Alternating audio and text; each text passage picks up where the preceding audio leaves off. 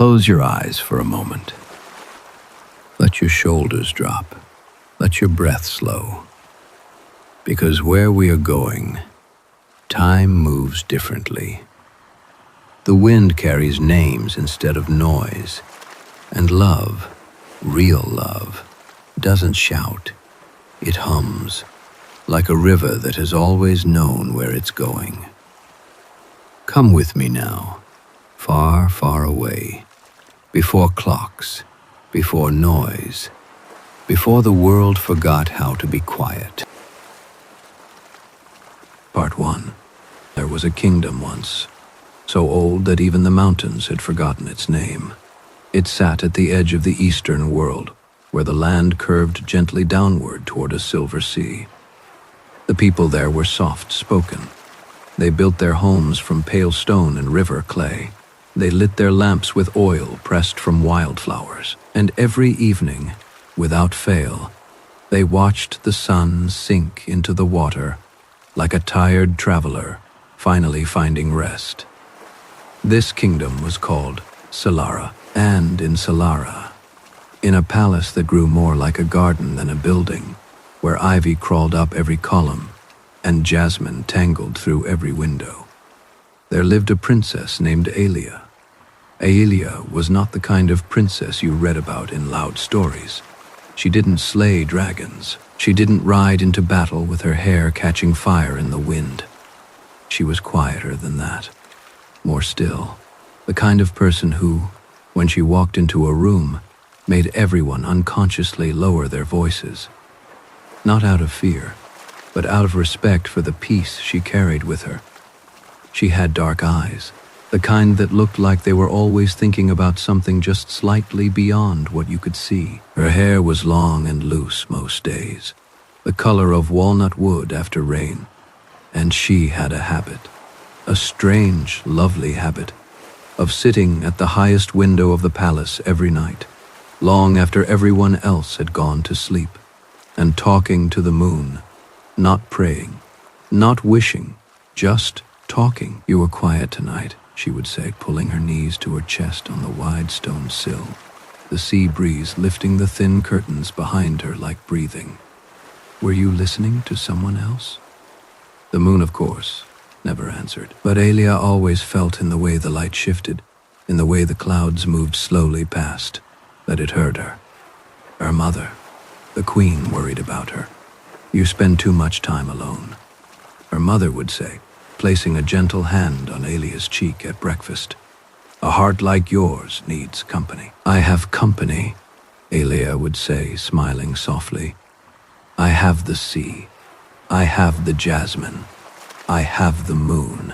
Her mother would sigh in the way only mothers can, a sigh that was half love and half worry wrapped around each other so tightly they couldn't be separated. And Aelia would look back out toward the horizon, where the sky met the water in a line so thin it almost wasn't there.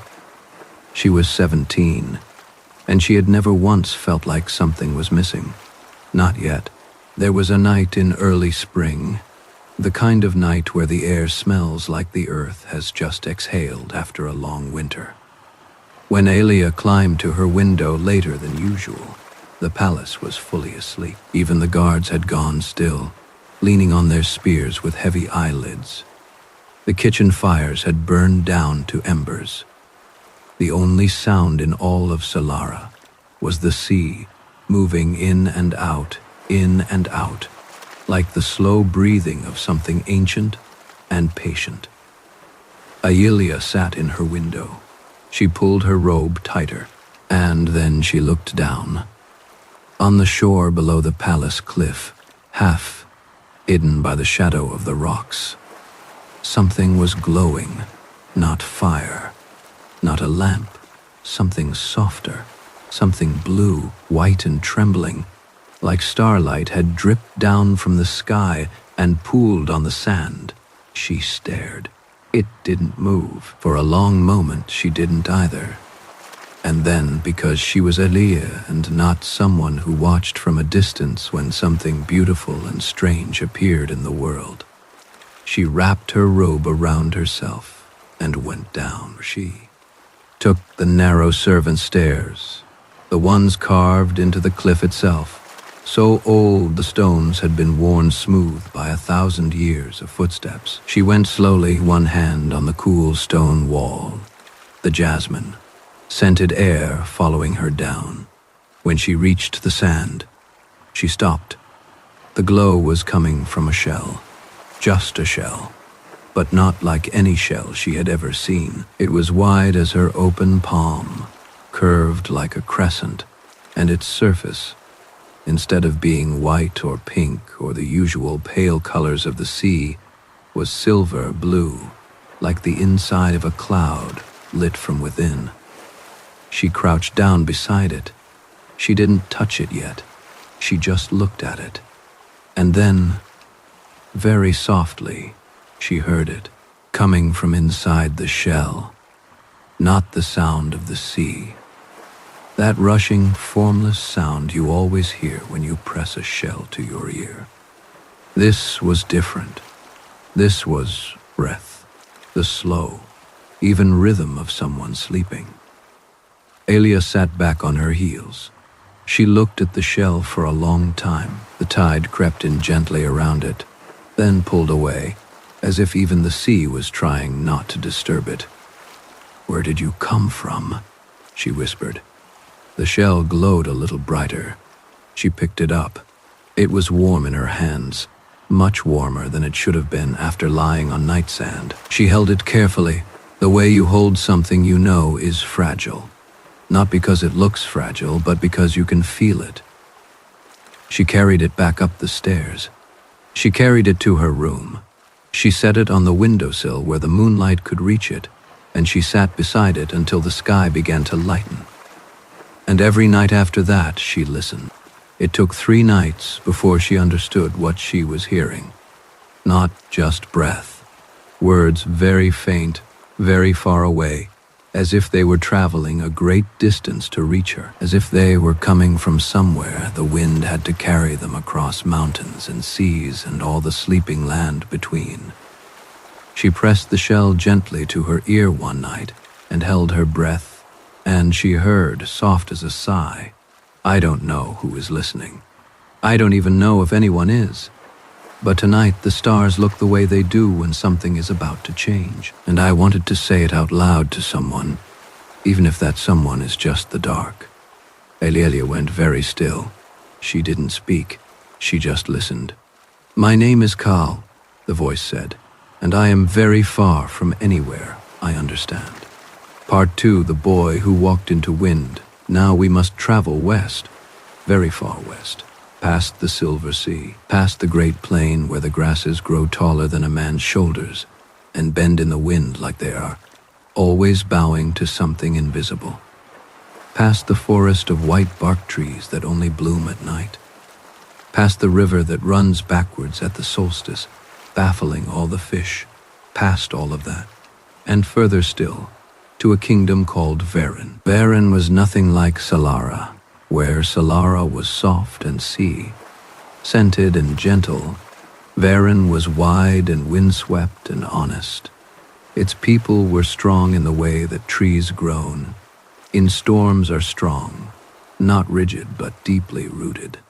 They built their homes from dark timber and black stone. They wore wool dyed in deep colors, burgundy, forest green, the blue of deep water, and they never ever complained about the cold, because in Varen, the cold was not something that happened to you.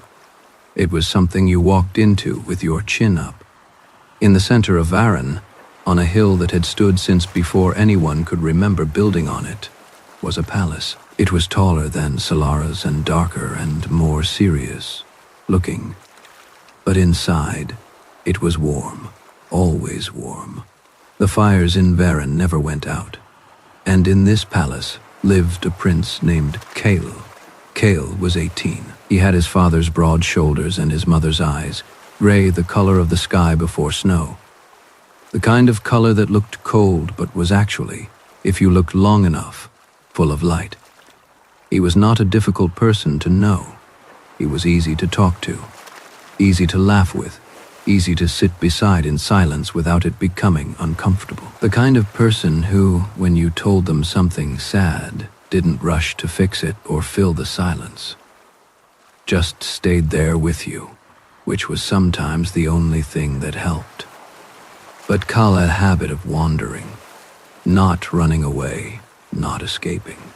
Just walking alone, often at night, often into the wind, which in Varin could come from any direction, and usually came. He would walk out past the palace walls, past the edge of the village, out onto the wide hill where the grass was short and flat, and you could see the sky in every direction like a dome set. It was on one of his night walks, a cool, clear night in early spring, when the stars were out in such numbers that the sky looked crowded, that he found the feather.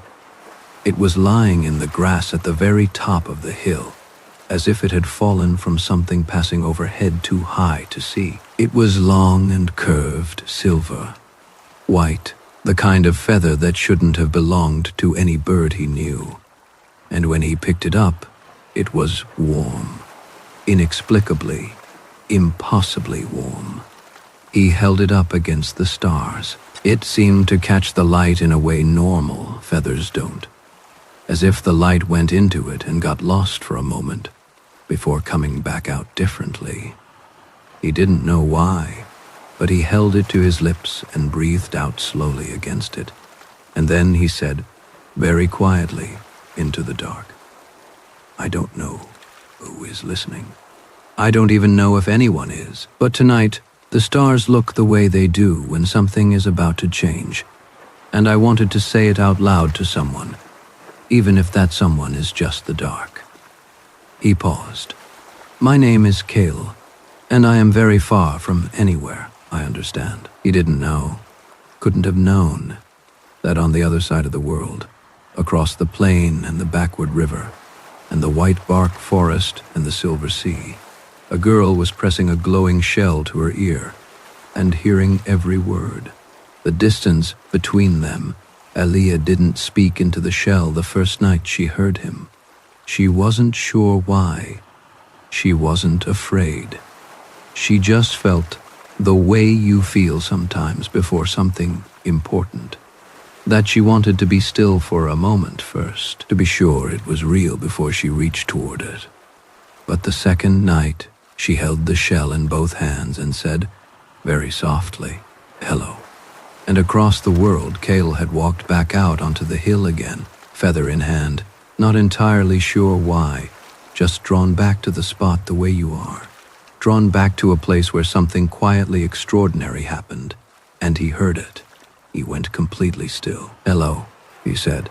His voice came out lower than he expected, more careful. A pause, long enough that he thought he'd imagined it. Then, "My name is Alalia. I am in Solara, by the sea." He sat down in the grass, slowly, like someone who needed to be close to the ground for this. "How?" he said. Not even a full question, just the word. "I don't know," she said, and he could hear in her voice that she meant it, that she had no more explanation than he did, and that somehow this didn't frighten her. "I found a shell on the shore. It glows. I can hear you through it. I have a feather," he said. "It was warm when I found it. I don't know what it is from." Another pause, smaller this time. "Do you think," she said, "that it matters?" "How?" He thought about it. The wind moved through the grass around him. The stars were very bright. "No," he said, "I don't think it does." And so it began. Every night when the palace grew quiet and the world went still, they found each other. It was never planned. There was no agreed time, but somehow, in the way that things which are meant to happen simply do, they always ended up reaching for their objects at the same moment. She on her window ledge with the shell, he on the hill with the feather, and the distance between them would fold itself somehow into something manageable, something warm. They talked about everything, or nothing, or both at once, which is the best kind of talking. Kaudil about the way the wind smelled different in each season, sharp and iron, cold in winter, heavy with pine in autumn, light and almost sweet in spring, about the hill where the grass grew flat and you could see the whole sky, about the way his people told time by the stars because clocks felt like rushing, and rushing felt like disrespect. Elia told him about Solara, about the sea and its moods, how it was different in the morning than the evening, different when the moon was full than when it was new, about the jasmine that came through her window, about the pale stone of the palace walls that glowed pink at sunset like something living. "Tell me something true," he said one night. It became a habit between them, one of the small rituals that give shape to something new and growing. "I think most people are lonely in ways they don't have words for," she said. "I think that is why music exists." He was quiet for a moment. "Tell me something you've never said out loud before." "I used to think being alone and being peaceful were the same thing," she said. "I am starting to think they're not." He looked up at the stars. "I've always felt like I was waiting," he said, not impatiently, just the way a door waits for someone to open it. She pressed the shell a little closer to her ear, as if she could close the distance by doing so. "What does it feel like now?" she asked, a long pause. "Like the door opened," he said quietly, "and I didn't even hear the knock." Growing months passed. Spring turned to summer. Summer brought long days and short nights, and still they found each other in the thin dark hours before dawn. Sometimes they talked for hours. Sometimes they were quiet together for so long that sleep crept up on one of them mid-sentence, and they would trail off into silence, and the other would just stay there, listening to the quiet breathing, not wanting to break it. Cale started keeping a small journal, not for the kingdom, not for history, just for himself. He wrote down the things she said that stayed with him after they stopped talking. Little truths. He didn't write her name in it. The journal didn't need it. He knew whose words they were. "The sea never apologizes for its waves. I am trying to learn from that. I think patience is just love in its quietest form. Sometimes the kindest thing you can do for someone is simply not leave." Elia drew pictures. She had always drawn. It was one of her quiet habits, filling the margins of whatever she was supposed to be studying with small sketches. But now she drew things she imagined: a hill at night with the stars above it, a figure sitting in the grass with a feather in his hand, a kingdom she had never seen but felt somehow like she knew. She showed no one. They were hers. They were her version of his journal. "What do you look like?"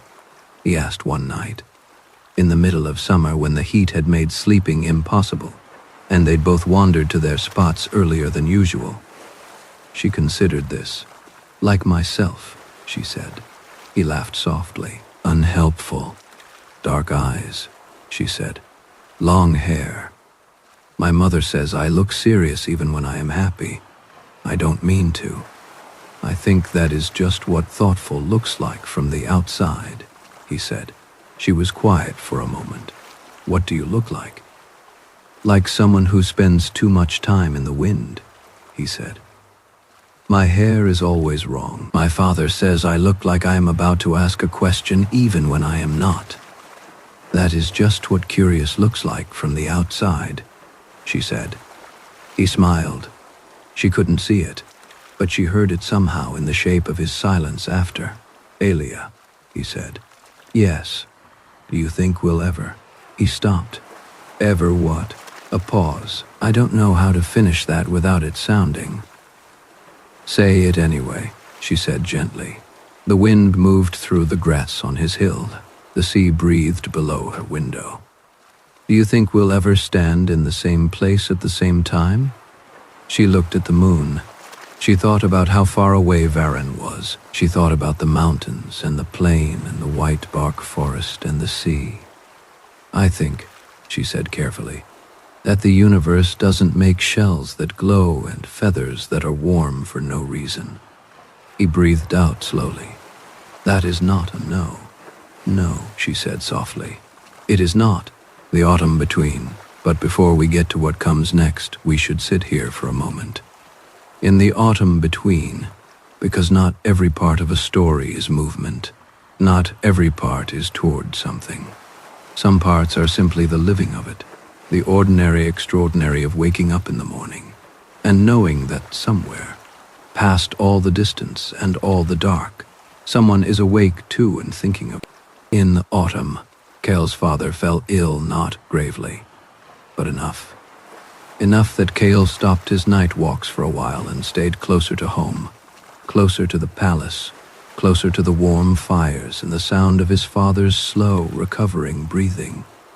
He still found time for the feather. Late at night, after everyone else had gone to sleep, he would sit by the window of his father's room, keeping quiet watch, and hold the feather and speak very softly. He is going to be all right, he told Aelia one of those nights. He said it the way people say things they believe, but are also saying out loud to make themselves believe them more fully. Tell me about him, she said. Your father. And so Cale talked about the king who had taught him to read the stars, who had shown him how to find north in the dark by looking for the one star that didn't move, who laughed loudly at his own jokes and then looked embarrassed about it and laughed again, who had large hands and a quiet heart, and who had lost Cale's mother when Cale was very small, and had cried about it, not loudly, not publicly, but Cale had seen once, just once, his father standing alone in the garden in the rain, and he had understood something then about love that he couldn't have put into words at the time. He sounds like someone who carries things carefully, Aelia said. Yes, Cale said. Exactly that. You do too, she said. He didn't answer, but the quality of his silence was different, then softer. The way things go soft when they are touched in a place they didn't know was tender. Spring returns. Spring came back, as it always does, with no fanfare and no apology. Just a sudden morning when the air was different, softer, when something that had been sealed all winter opened just slightly, like an eye. In Varennes, the snow began to melt. The hill turned from white to gray to the first pale green. The trees along the forest edge began to bud. The wind came from the south for the first time in months, and Cale stood on his hill and turned his face into it and felt something unlock in his chest. In Solara, the jasmine came back. Atalia stood at her window on the first warm evening and smelled it and closed her eyes. The sea had lightened from its winter gray to something clearer, bluer. The palace stones had lost their winter blue and were pale again, warm again, themselves again. She held the shell and said, "Spring."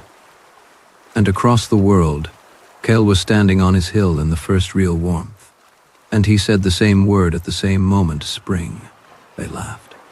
Both of them, at the same time, surprised by it, delighted by it. "We said the same thing," she said. "We often do," he said. "We often feel the same things at the same time, too," she said. "Have you noticed?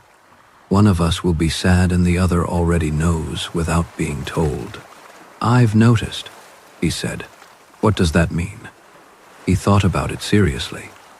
"I think," he said, "that it means we're not actually that far apart." In the spring, Cale spoke to his father. His father was well by then, stronger. The color back in his face, the steadiness back in his hands. He sat in the garden in the new warmth and listened while Cale talked. He didn't interrupt. He had always been good at that, the patience of real listening.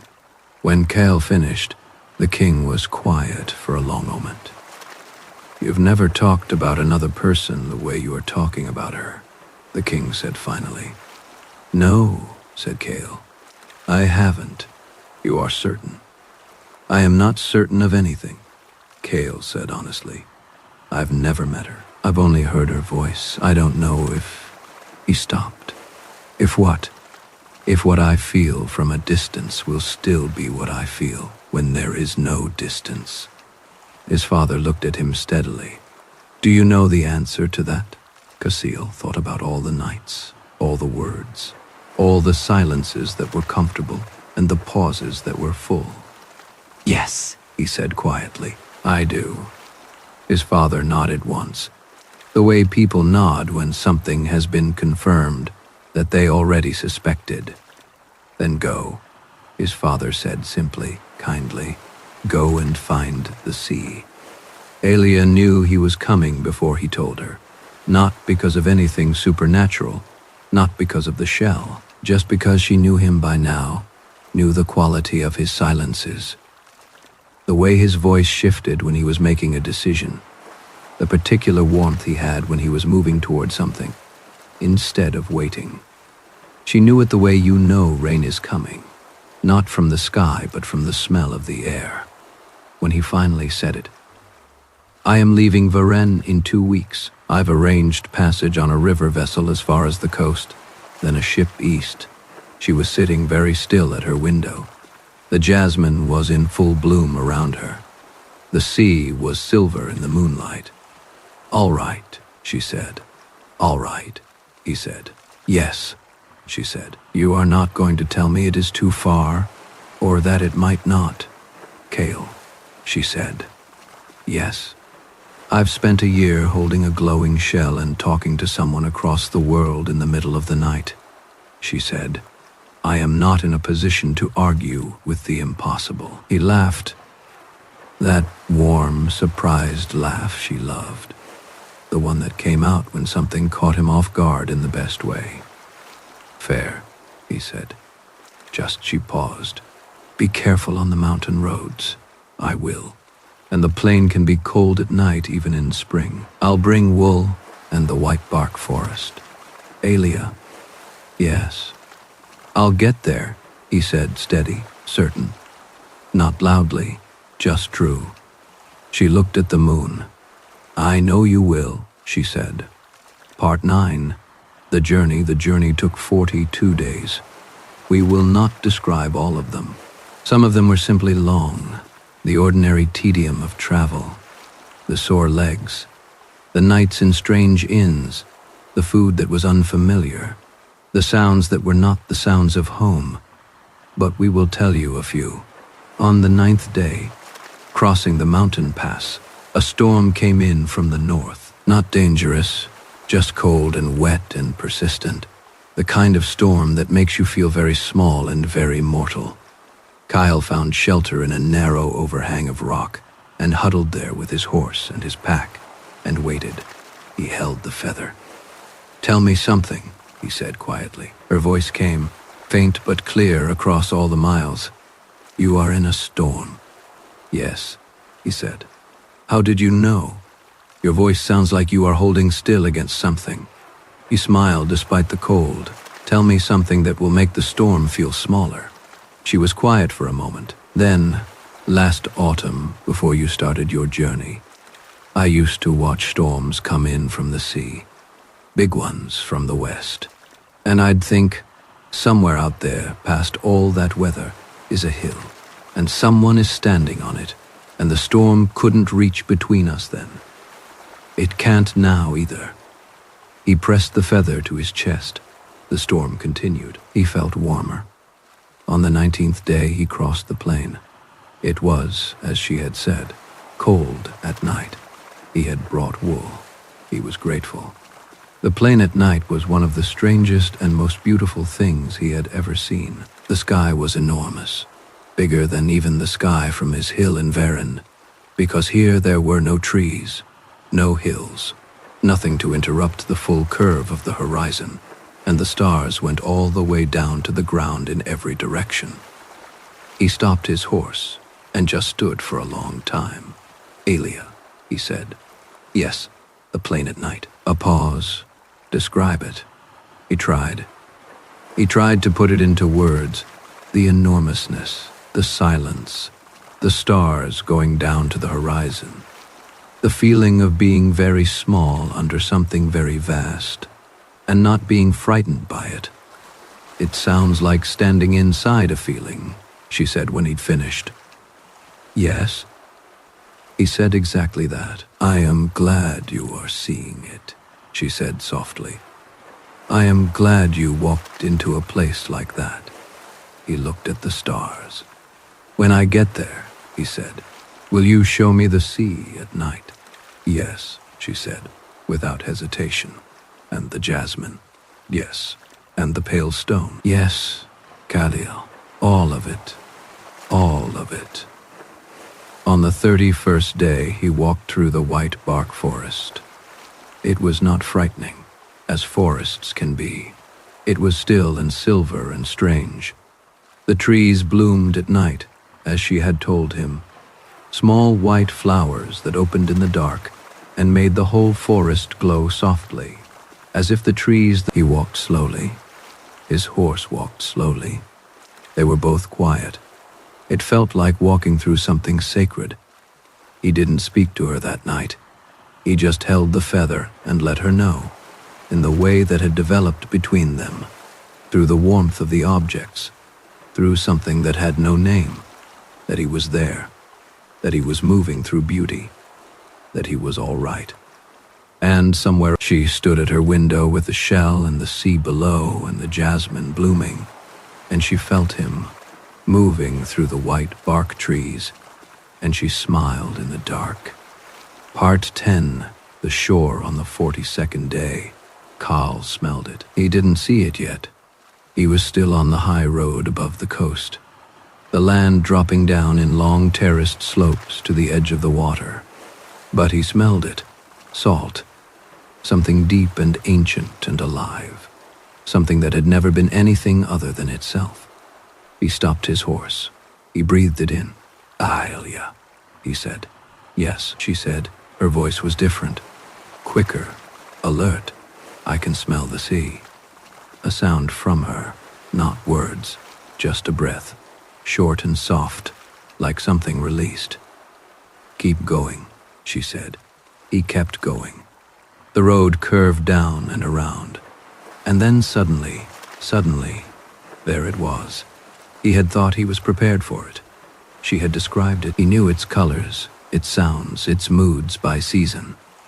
He had built it in his mind over months of listening.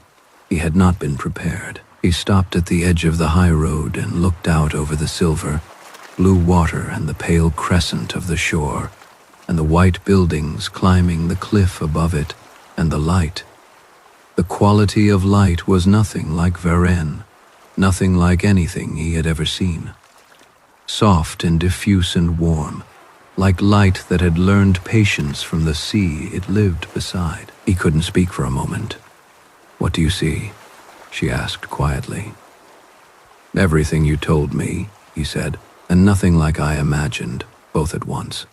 She was smiling. He could hear it. Where are you now? On the high road above the coast. He paused. I can see the palace, a silence. The pale one, he said. On the cliff, with the jasmine on the walls. I can see it from here. Her voice when she spoke was different, very still, very careful, like she was holding something delicate. Yes, she said. That one. I'll be there by evening, he said. He looked at the palace on the cliff. He thought about all the nights between this moment and the first night. Her voice through the dark, his voice into it, the patience of it, the slow and certain growth of it, the way something can become real before it is physically present. Aelia, he said. Yes. Will you wait for me, Gael? She said. I've been waiting at that window every night for a year. I think I know how. Part 11, evening. She didn't tell her mother. She didn't tell anyone. She just went about the day in the ordinary way. The lessons, the meals, the formal conversations. And when the evening came and the sun began to sink toward the sea and the sky turned its long, slow gold, she slipped away. She went down the cliff stairs, the narrow ones cut into the stone, worn smooth by 1,000 years of footsteps, She went down to the shore. She stood on the sand where the water barely reached her, where the tide came in gently and pulled away gently, and she looked north along the coast where the road came down. She had the shell in her hands, but she wasn't using it. She was just holding it, an old habit, a comfort, something that had been part of every important evening for a year. The sun was close to the horizon. The sky was pink and gold, and the sea was catching the color and giving it back doubled, reflected and glowing. She stood very still. She waited, and then she saw him. He was at the far end of the beach, where the road came down through a gap in the cliff. He was on foot. He had left the horse somewhere. She realized. To walk the last part. She didn't know why this affected her as much as it did. Maybe because it was such a him thing to do. To walk the last part. He saw her. He stopped. They were maybe 100 steps apart. The beach between them was flat and pale, and the sea was to their left, and the sky was enormous above them, and the evening light was the soft golden kind that makes everything look like it has been remembered rather than seen. They looked at each other, 100 steps, 50, 20. He stopped a few feet away. She had known what he looked like from her drawings, had built him in her mind the way she'd built the sea in his, and yet the specific fact of him standing there, present and real and exactly himself, that was different from anything she had imagined. He looked the way his voice sounded. That was the only way she could put it afterward, when she tried to explain it to herself. He looked like his voice, steady, thoughtful, a kind of careful warmth, something that had lived in wind and grown strong from it without becoming hard. He was looking at her the same, taking in the specific fact of her, checking it against however he had built her in his own mind. Finding it, she could see this too, different and more real and more true. Neither of them spoke, not for a long moment. The sea came in, went out, and then Alia held up the shell, and he reached inside his cloak and held up the feather, and they looked at the objects, and then at each. Not the polite laugh of strangers, not the surprised laugh of people who have just met.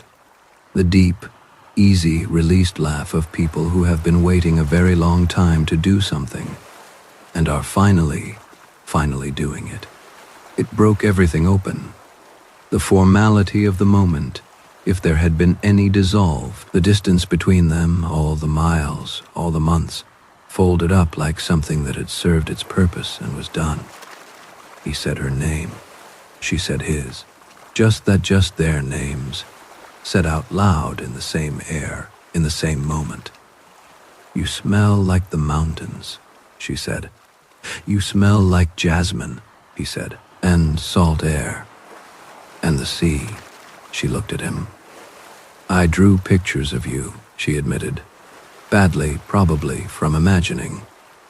I kept a journal," he said, "of the things you said." "Which things? All of them," he said simply.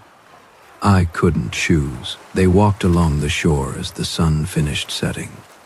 They talked the way they had always talked, easily, openly, in the way that had no beginning and no end, the way rivers talk to the banks they run beside. But it was different now, all the same but completely different.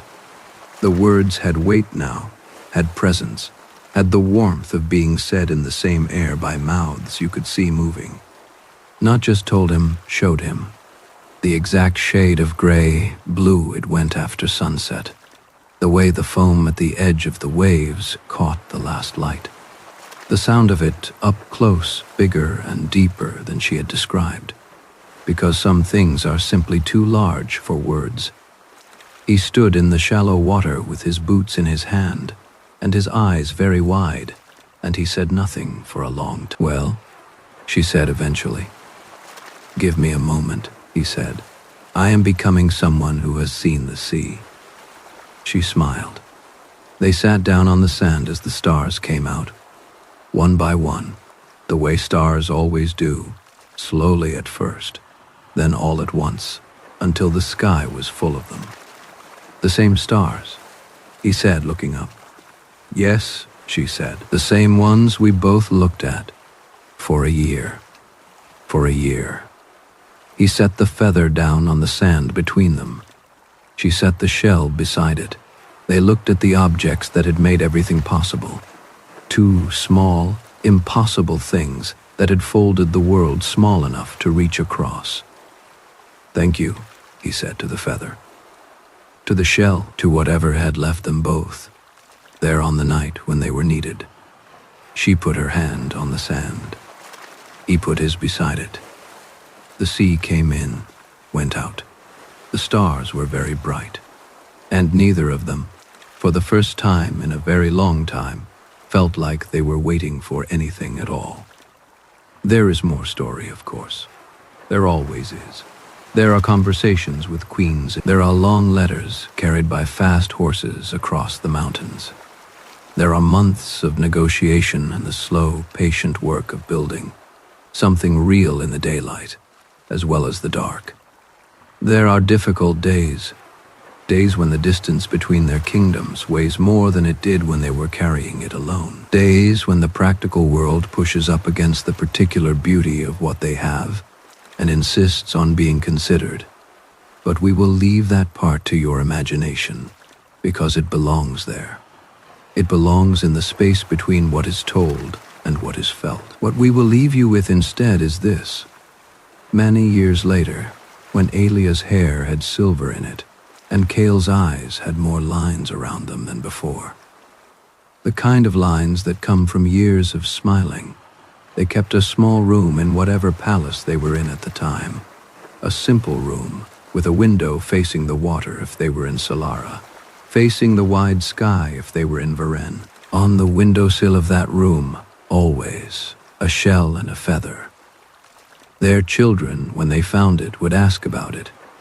And one of them, or both of them, would sit down and say, "Let me tell you a story."